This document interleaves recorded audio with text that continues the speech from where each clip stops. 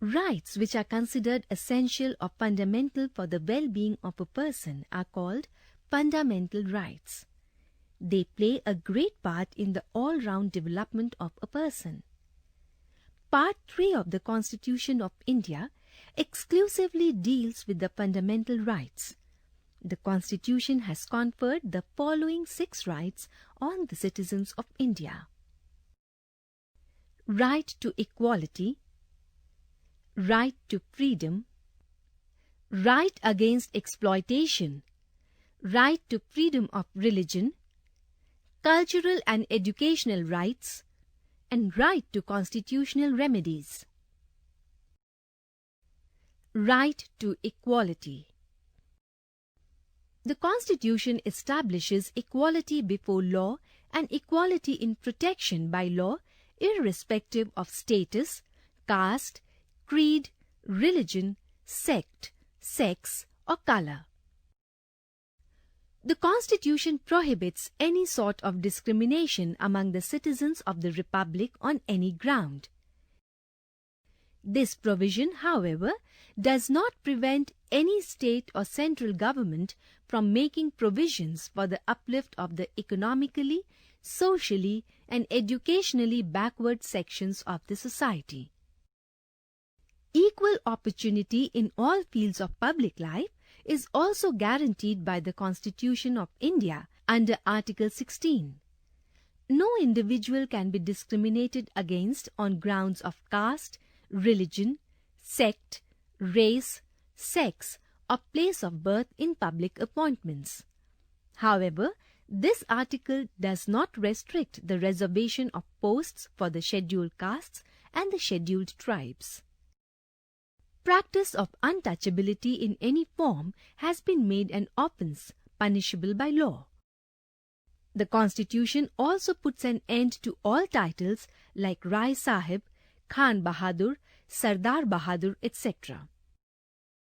Article 18 prohibits the state from awarding such titles. Only military medals and academic degrees can be conferred. Right to freedom. Freedom is the very essence of democracy. That is why our Constitution has guaranteed various kinds of individual and collective freedoms to the citizen of India.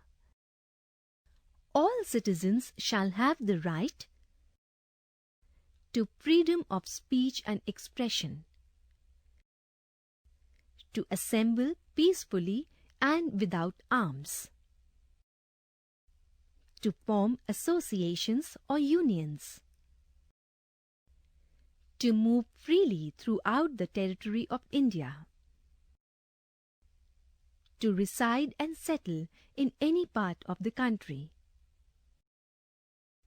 to practice any profession or to carry on any occupation, trade or business. But these freedoms are not without restraint. Unrestricted freedom can lead to lawlessness and anarchy. We should respect each other's freedom and should never misuse our rights. Similarly, the right to form an association or union does not mean that one should form such a union or an association which may endanger the safety of the country or indulge in immoral and illegal activities. Right against exploitation. The Constitution of India puts a firm end to such exploitation as forced labor, beggar, traffic in women and children. This right also prohibits employment of children below 14 in mines, factories, and other occupations fraught with danger. Bonded labor in any form has also been made illegal. Right to freedom of religion. India is a secular state.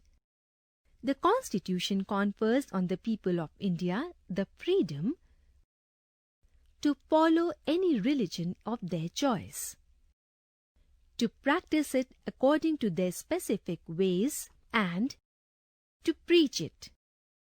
The only restriction on this right is that nothing should be done to malign or incite reaction among the followers of other religions. Cultural and educational rights.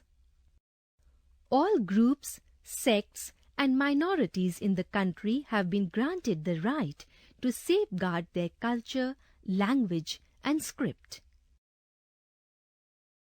They can open their own educational institutions for this purpose and can teach the children accordingly. But it has been made obligatory for such institutions to give admission to any student desirous to join them. Such students cannot be forced to learn what does not fit in their own cultural framework.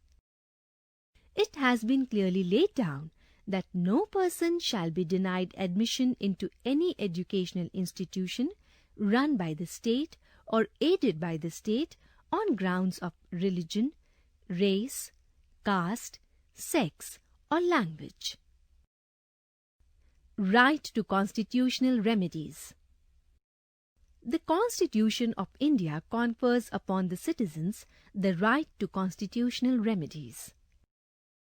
This implies that every citizen is entitled to move the Supreme Court, any of the High Courts, or any other court if his or her fundamental right or rights are encroached upon, abridged, or snatched away by the state, a person, or a body of persons. As a matter of fact, the right to constitutional remedies is the only guarantee against encroachment on our fundamental rights. Had this right been not there, all other rights would have been meaningless.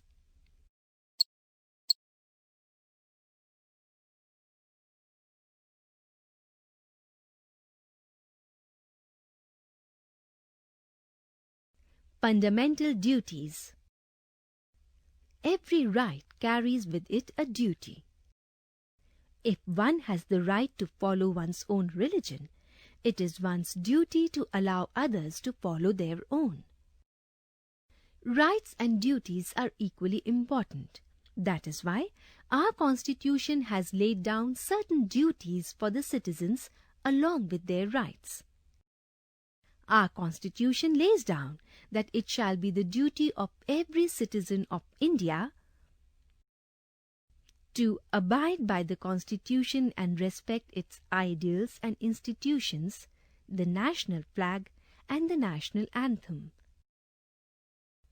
to cherish and follow the noble ideals which inspired our national struggle for freedom, to uphold and protect the sovereignty, unity, and integrity of India, to defend the country and render national service when called upon to do so, to promote harmony and the spirit of common brotherhood amongst all the people of India, transcending religious, linguistic, and regional or sectional diversities, to renounce practices derogatory to the dignity of women,